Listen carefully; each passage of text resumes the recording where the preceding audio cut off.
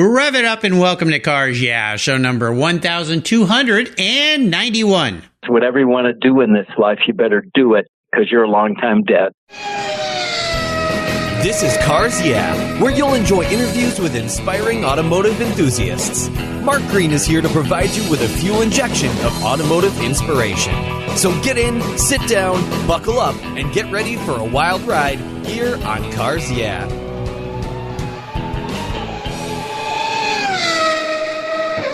Hello, automotive enthusiasts. I am so excited to introduce a very special returning guest here on Cars Yeah, Burt Levy. Hey, Burt, are you buckled up and ready for a fun ride? I'm ready. All right. Burt B.S. Levy is known as the world's fastest novelist. He's an award-winning motorsports journalist, an infamous author, a lifelong British car nut, and notorious race car ride mooch, who has earned over 80 amateur and vintage race wins. He's the author of the celebrated cult classic 1950 sports car novels, The Last Open Road, its sequels, Montezuma's Ferrari, The Fabulous Trashwagon, Toly's Ghost, The 200-mile-per-hour Steamroller, and his utterly hilarious short story collection, A Potside Companion. Today, Burt returns to Cars Yeah to share his latest venture, The Last Open Road Audiobook. A true automotive entrepreneur, Burt is sure to fill our ears with his humor and iconic BS, as they like to say. So hide your car keys and listen up. And by the way, Burt was the first Cars Yeah guest way back on August 3rd in 2014 to have a two-part show. So if you missed that, go back and check it out on the Cars Yeah website, shows number 47 and 48.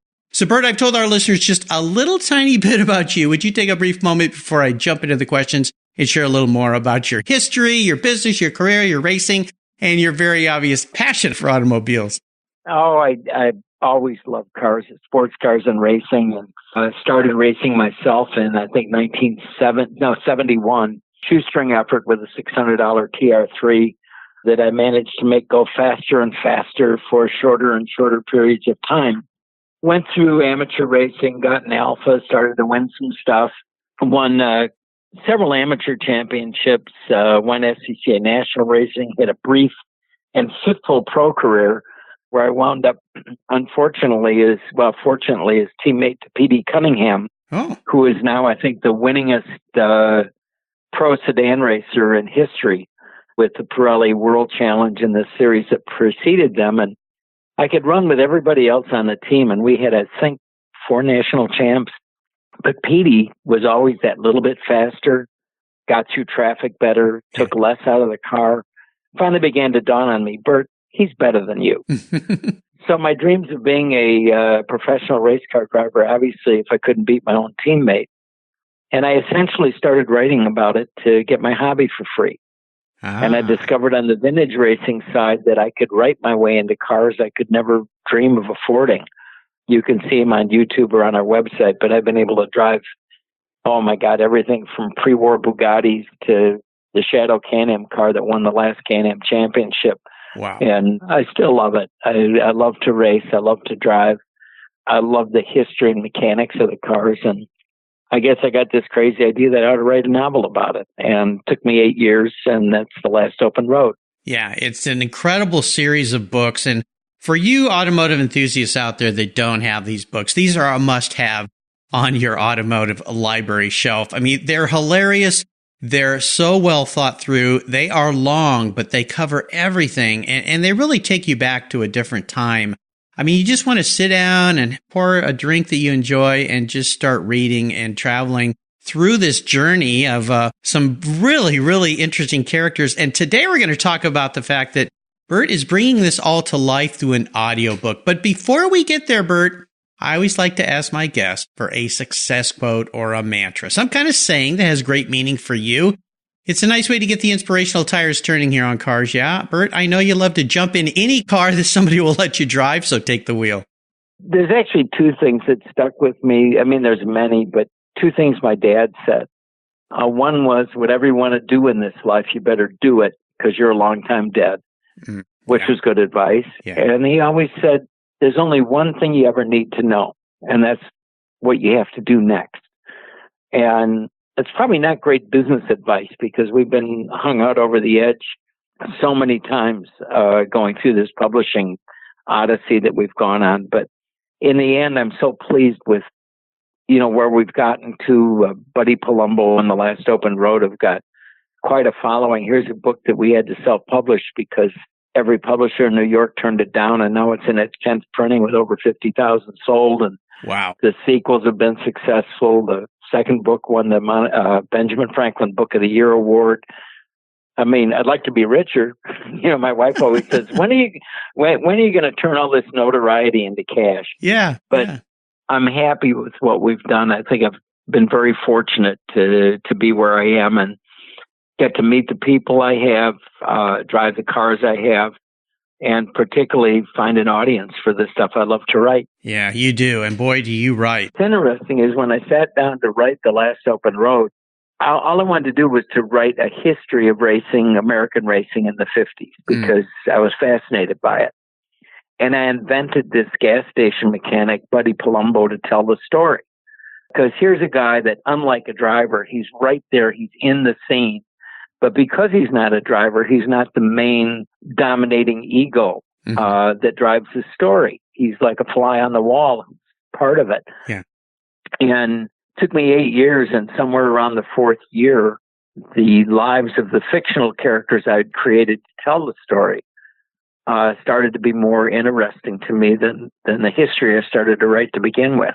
Yeah. From there on, anyhow. Yeah. Next question. Well, I want to just say something here because you touched on something, and I was just talking to somebody this weekend about it. These cars that we love so much, old cars, old race cars, events that we go to, vintage races, concours events. When you take everything away that is the car, what it's really about are the people. And you just touched on a really important part. It's the people. The cars are just the catalyst that bring us together. It's the friendships, the people, the characters. That's what's most important. So I want to touch here at the beginning of our talk about what instigated your goal to take this incredible book, The Last Open Road, and create an audiobook. I mean, this is very cool. I think it went back to when we first sent the manuscripts off to New York, or when I'd finished the book. I finished it. I thought, hey, this is pretty good. And being completely naive about how the publishing world works, I sent it off to every publisher in New York, every major fiction publisher, and waited for the big checks to come in. And instead, I got rejection slip after rejection slip. And finally, there was one publisher I hadn't heard back from yet. And I think it was HarperCollins, but I'm not sure. Mm-hmm. And so now it's been 6 months, and I start calling. And of course, today, if you cold call anybody, you wind up in voicemail limbo, and right. You never get to speak to a human being. And I happened to call once on a Friday afternoon, and this lady who I'd never met was apparently waiting for a phone call and picked it up by accident. And I said, hi, I'm Burt Levy. I sent you a manuscript for The Last Open Road, and, I hadn't heard back, and I kind of wondered. And she goes, Last Open Road. Oh, that's a wonderful story, but we can't publish it. There's no market. Those people don't read. Mm. Most of publishing is centered in New York, and I don't know if you've noticed, New York is not a great car town. Matter of fact, you're crazy to own one there. Right. And, pissed me off. Took the air out of your tires, didn't she, with those words? Well, and she said those people don't read, and I think she was lumping all car racing people together in this one. And nothing against NASCAR or drag racing, but there certainly are different cultures within the different, if you will, religions of car racing. And I thought, what are you talking about? Vintage racing people and a lot of sports car people tend to be well-educated, literate. They like to read, a lot of them. So I got angry, and my entire business plan was, I'll show you. And so I went to my wife. I said, she said there's no market, but I don't think that's true. I've got a little following from my magazine work. We're going to do this ourselves. And Carol said, and where exactly are you going to get the money? Because we were looking at probably $25,000 to print the book. And I said, well, why don't we take out a second mortgage? And God bless her, my wife backed me up. She said, are you sure? And I said, yes, I'm absolutely sure. So we took out a second mortgage. We published the book. It got great reviews in the automotive media. Matter of fact, the British magazine Classic and Sports Car picked it as one of the top 20 motoring books of all time. Wow. And it's the only novel on the list. And we sold out 2 printings, didn't make any money. We get a letter from, there was a guy I'd met I conversed with, who was an editor at St. Martin's Press, and he loved the book, and he's not a car guy, but he really liked the story. And thanks to him, he got St. Martin's to pick it up. And I thought, oh, this is what every writer dreams of, picked up by a major publisher. Yeah. But they didn't do anything to promote it. And I was selling more books at the racetracks and car shows and places like that than they were selling in the bookstores. So when I finished the second book, I sent a cover letter. By contract, I had to send him the manuscript. And I sent a cover letter. I said, look, I'm not looking for a larger advance because technically you're supposed to give that back if it doesn't sell. But I want to see a marketing plan and a promotional budget. If you're just going to sell to the market that I've built, I don't need you. So we couldn't come together on a number. And I went back to Carol. I said, we're going to go back to doing this ourselves. But why not fund it the same way motorsports is funded, with sponsorship and advertising? Yeah, yeah. It was one of those crazy ideas that you have in the middle of the night, and you wake up in the morning and say, that can't possibly work. It's too simple. So I started calling people that advertised in the magazines and people that I knew that had businesses and individual sponsors. And in 7.5 weeks, I raised almost $50,000. And we not only published the new book, but we bought back the rights and the remaining copies to the first book from St. Martin. Yeah. That was the third printing, and they thought, this is over. There's not going to be any more following of this book. And now it's in its 10th printing. So what else publishers know? Gee whiz. Yeah. There you go. Not to glow. Not to glow. Well, this new audiobook is very cool, but I want to ask you this question, and that is a challenge that you faced, a big challenge that was a repeating challenge you faced as you put this audiobook, because this is a whole nother deal here of getting voices and everything. Let me go back just a little bit to say one of the reasons for the audiobook, besides the fact that it would really bring the thing to life, is exactly what that publisher told me. Those people don't read. And I can't tell you how many times at book signings, someone will come up who I know would love this story. And they'll say, I've heard all kinds of great things about it, but I really don't have time to read. Or I only read, magazines or nonfiction or whatever, and not novels. And then I got to thinking, everybody in the car, I don't want to say hobby, in the car life. And I don't care if it's somebody that does a kid with a ring through his nose that does grid life, or somebody that owns an antique Austin Healey or whatever, or somebody that is a racer that races a BMW or whatever. They all travel long distances sometime to get to car events. And I thought, what better companion than my characters from the last open road? So the seed was there, and I thought, let's do this. The biggest challenge was that I'd never done it before. And just like learning what we have in the publishing business, we started out with a guy, a sound guy who worked as a part-time race car mechanic for a friend of mine's shop. And he also ran a recording studio, beautiful place on an estate in Barrington, Illinois, with where they did mostly jazz and really top-name people.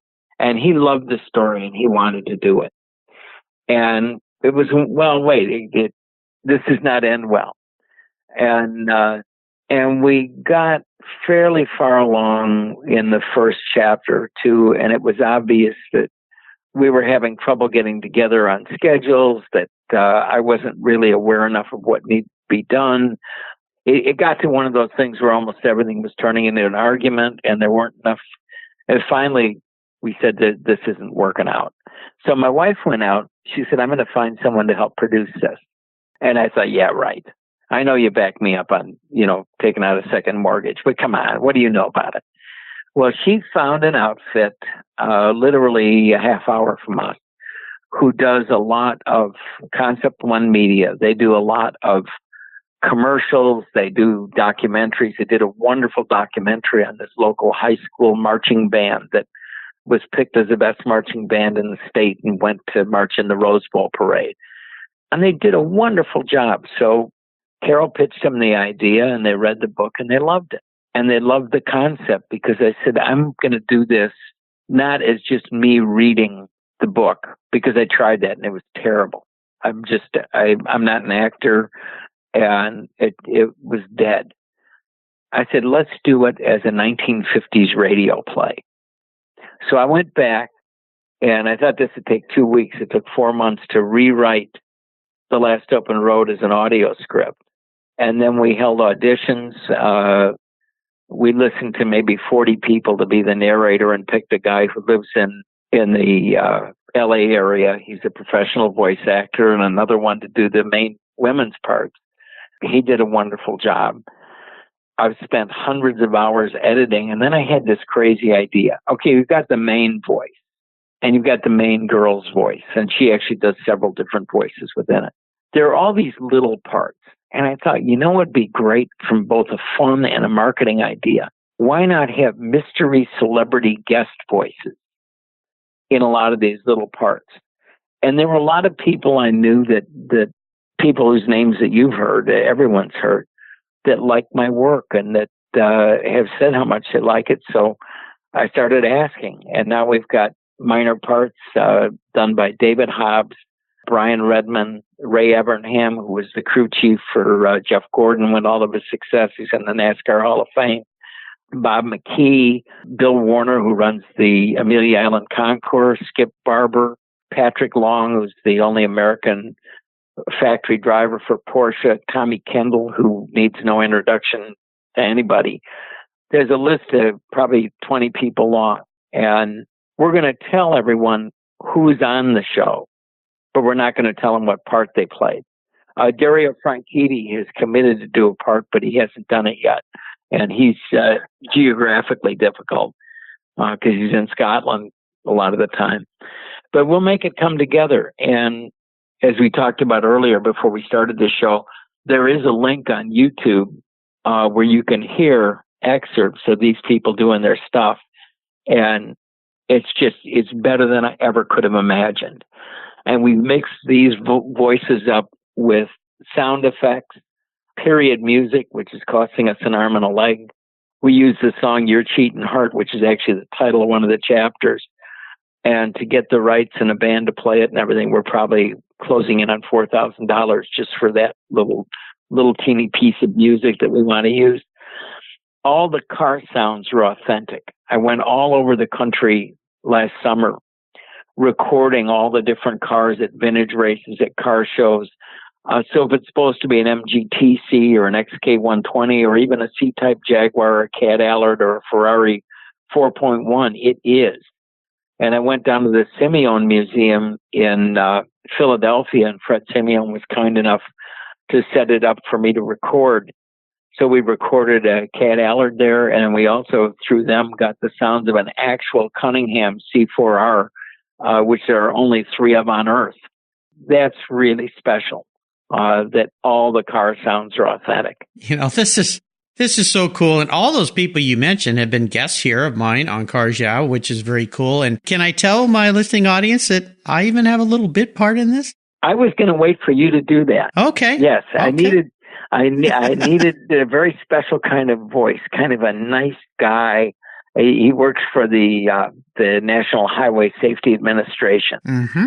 I didn't want him to be too prissy or anything like that. And I thought, Mark, that's the perfect guy for this. Well, and he did a really good, like all of our people, he did a really, really good job. Well, I was honored. I mean, this whole project to me is so cool, what you're doing, and the level of perfection and detail that Burt goes into with his books. And again, you got to get your hands on his books.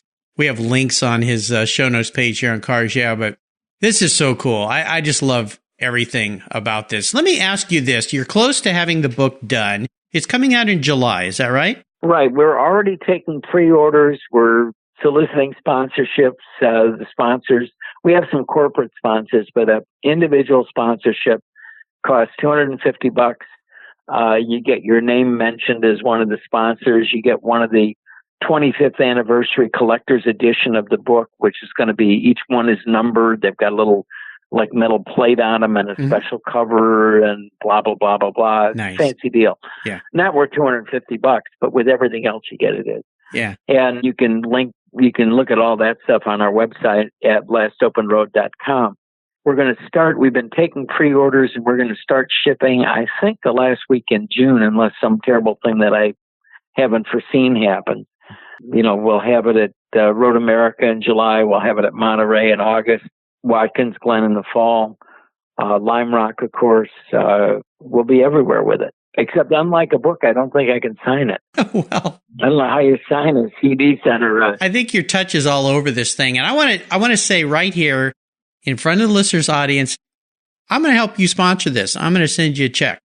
I want to be a piece of this. What a guy. Yeah. What a guy. I believe so much in what you're doing, and it's so cool what you're doing. And I was really honored to get to have a little bit part in this thing. I mean, I felt really special when you contacted me, and I hope I do a good job and I don't end up on the cutting room floor. Oh, everybody that has, like you, gotten on the bandwagon, they all love what this thing is turning into. Yeah. I mean, it's just, if you're able to listen to the excerpts on YouTube, it's just fun. Yeah. It's a fun story, and having these special voices in and the real car sounds and the music and everything, it really brings it to life. It's like an old time.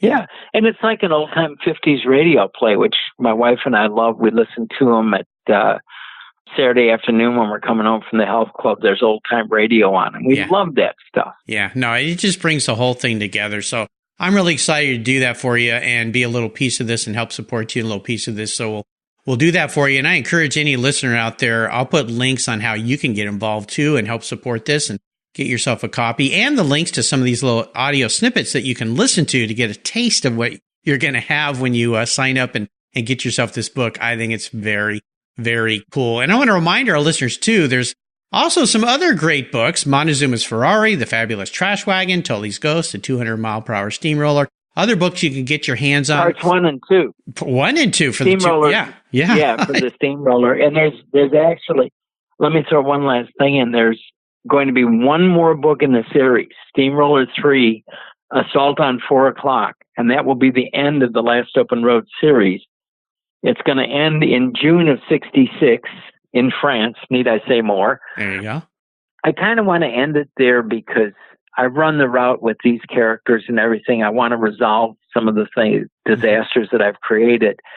But, you get much past 66 and all of a sudden you're into the super hyper professionalism and hyper commercialism of modern racing. And while I follow it and I love it, I don't particularly want to write about that world as much. And I've got 3 other novels to write that have nothing to do with cars. So I want to get around to that. Very cool. We look forward to those. Well, Burt, up next is the last lap. Before we put the pedal to the metal, let's say thank you to today's Cars Yeah sponsors that make this show possible. Hey, fellow automotive enthusiasts, I'm a huge fan of Covercraft. I've protected my vehicles with their products since 1975. That's right, all the way back to my high school days. Want to keep your vehicle's exterior and interior looking new? It's easy with a Covercraft car cover. A car cover is the best way to keep your vehicle looking great for years to come. Car covers protect your paint from fallout, birds, dust, rain, insects, and pollen. It's a fast, easy, and inexpensive way to keep your vehicle looking new. I use my Covercraft car covers every single day. Right now, you can get 10% off all Covercraft custom car covers or their ready-fit car covers. Plus, they offer you over 15 quality fabrics to choose from. Their spring sale is from April 15th through June 16th, 2019.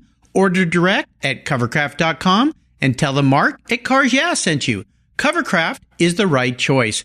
Learn more today at covercraft.com. That's covercraft.com. Are you looking for a way to get your products or services into the ears of thousands of automotive enthusiasts around the globe? I can help. This is Mark Green here at Cars Yeah, and I'd be honored to be an influencer and ambassador for your brand in a unique and personal way. 5 days a week, thousands of subscribers and listeners enjoy the Cars Yeah podcast and website. Contact me today and I'll show you how at mark@carsyeah.com or connect with me through the Cars Yeah website at carsyeah.com.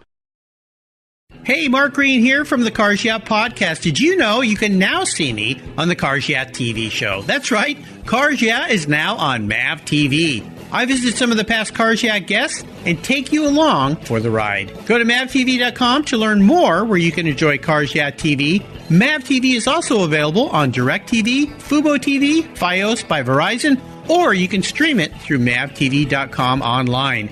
And they said I only had a face for podcasting.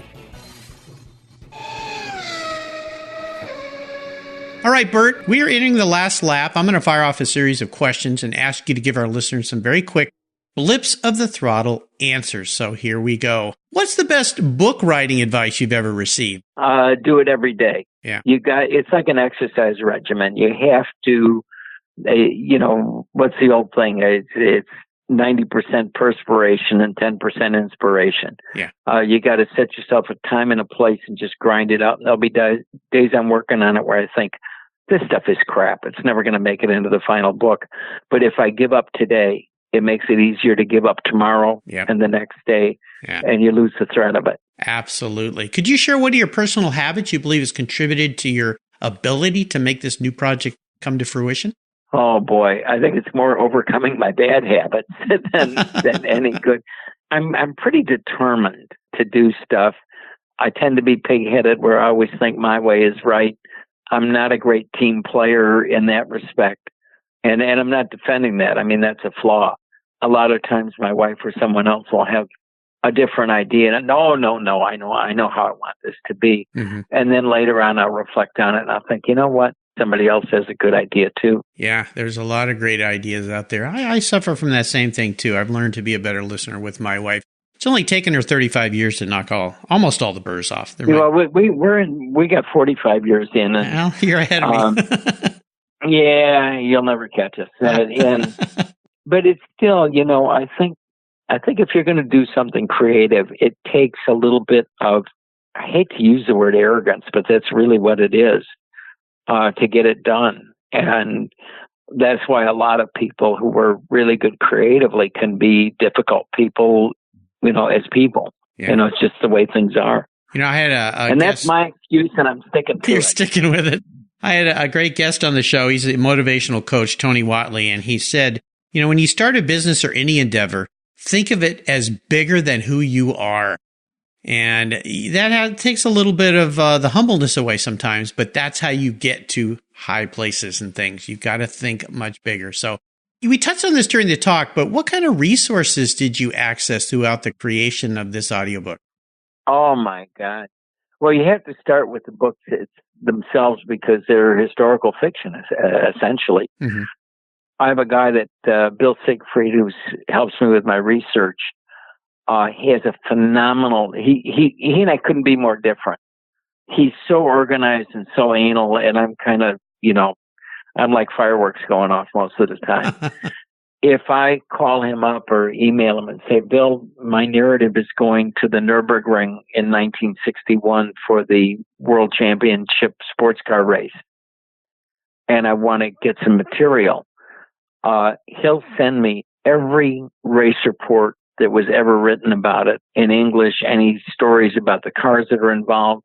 He's even taken stories from Automotive und Sport and translated them for me into English. So he's been a huge asset. Yeah. And then I do a lot of research. The problem with research, particularly with the internet today, is you turn over one rock and there's something really neat underneath it. And then you turn over the next rock and there's something really neat under that. The problem is that there's an infinite number of rocks. And at some point, you got to say, okay, I need to move forward and work on the story instead of turning over more rocks. Yeah, I understand. Now, again, when will this audiobook be available and how can people access it? All right, you can pre-order now at lastopenroad.com or be a sponsor. He smiled. We will start shipping, I'm going to say end June, first week July. You have a choice of getting it as a USB, it's MP3 files, either on a USB flash drive or a CD set, either one. They will not be available for downloads until late next year. There's some marketing reasons for that and also some security reasons for that. There's also going to be a video. It'll either be a DVD with a CD set or a separate video folder of files, which is going to include some commercial messages from our big sponsors, our chapter sponsors, and some funny, some make me look really good, and some absolutely humiliating Ride with Burt videos. There'll be some interviews with me. I've got one that I did with Jay Leno, and if NBC will let us do it, we'll put it on there. Actually, I've been on there twice with him. And we're going to have there's some interesting stuff that's already up on YouTube. That's how I got started in racing. They're kind of funny. So all that will be on a separate free DVD or video file that's going to come with the audiobook. Nice. And if people want to find your YouTube page, is it under Last Open Road? The Last Open Road audio samples. Okay. If you just go the Last Open Road audio samples on YouTube, you will find it. Okay. Awesome. I'll make sure I put links to those on Burt's show notes page for you listeners to find. It's really fun to go listen. It gives you a flavor of what you're going to get when you order this. Absolutely spectacular. All right, we are up to the checkered flag here, Burt, and I have one last question for you here before we wrap things up. What's one singular message you would like your readers, or listeners in this case, to get from listening to this new audiobook? Oh, I just want them to enjoy it. The whole idea is that, I grew up in the 60s, and we look back on the 50s as kind of a dim bulb generation that, didn't know much about what was going on, and yet as I got older, and this is even before I started writing the first book, it occurred to me that was probably the last innocent, confident, unperturbed generation this country will ever see. We just finished winning essentially World War II without ever having, except for Pearl Harbor, a battle on our own property, our own nation. We were in such a privileged moment in time, and I wanted to capture that, and I hope that I bring it to the readers. Absolutely. And one other quick question for you. You've driven so many cool cars that other people own. Is there one car you just haven't gotten into yet that you'd love to jump in and race? Oh, my. People always ask me, what's your favorite? And I always say, the next one. That's like a stock Well, that's answer. kind of where I'm going with this. Yeah. Yeah.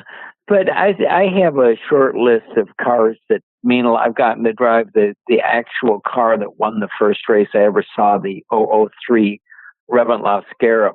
Matter of fact, I think I'm the only guy that wasn't on the team that's driven both the two Formula One cars and the one of the sports cars. Nice. I'd like to drive a birdcage Maserati because I always really liked those, and they look like my kind of car, lightweight and wonderful handling. Mm-hmm. I think I've driven two of the Grand Sport Corvettes. I like those a lot. I haven't raced a 289 Cobra. I've driven some street ones, and I drove a race car, but not under race situation. Mm-hmm. And that, to me, that'll always be the real Cobra, was the original 289. Yeah. I just thought it was a much prettier, leaner, angrier looking car than the 427. Yeah, they're gorgeous. Very nice. Well, and I could go on. I'm sure you could. Well, we'll stick with the birdcage and the Cobra. Are there any listeners out there that want to toss Burt the keys? I promise he'll bring the car back safe and sound. He always does. I'll do my best. Yeah, he'll do his best for sure. Almost always does. Yeah, almost. Well, let's just say he will. Let's leave it at that for now. Otherwise, might preclude you from getting the keys to those cars. Burt, as always, you've taken me on a great ride today. I've really enjoyed talking with you about this. I want to thank you for allowing me to have a little piece of this new audiobook. I'm very proud of that. And I want to thank you for sharing your incredible life's journey with the Cars Yeah listeners. Could you offer us one little parting piece of wisdom or guidance before you rip off into the sunset in the last open road? Just what my dad said. There's only one thing you ever need to know in life, and that's what you have to do next. Absolutely. Listeners, again, you can find all these links at carsyeah.com. Just type in Burt Levy. You'll find his first two shows. You'll find this show there, all the links to this. I would encourage you to reach out and be a part of this. Capture this book. You're not going to be unhappy with me. I absolutely guarantee it as an endorser of Burt's work. This new version is incredible. No, I love what you're doing, buddy. You're just one of those real people that I am very privileged to call a friend.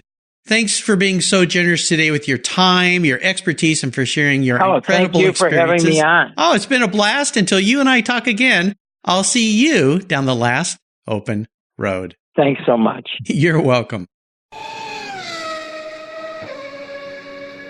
You take care of your cars, but who takes care of your investments? Tune-ups aren't just for engines. Updating your financial plan is important too. Your GPS may take you from A to B, but it won't help you on the road to financial freedom. For that, you need a good co-pilot and a very trusted advisor. Chris Kimball, CFP, is just the man for the job. He'll guide you down that road without driving you crazy. For over 25 years, Chris has helped people just like you and me with their financial planning and investments. With a master's degree in financial services, he is eminently qualified, and he's a car guy too. Learn more at chrisvkimball.com or call 866-ON-A-PLAN. Securities through Money Concepts Capital Corp., member FINRA SIPC. CK Financial Services is not affiliated with Money Concepts Capital Corp. Thank you so much for joining us on today's ride here at Cars Yeah. Drive on over to carsyeah.com to find show notes and inspiring automotive fun. Download your free copy of Filler Up, a fun book filled with gorgeous photographs of fuel filler fun, including quotes from more inspiring automotive enthusiasts. Download your copy today, and we'll see you next time on Cars Yeah.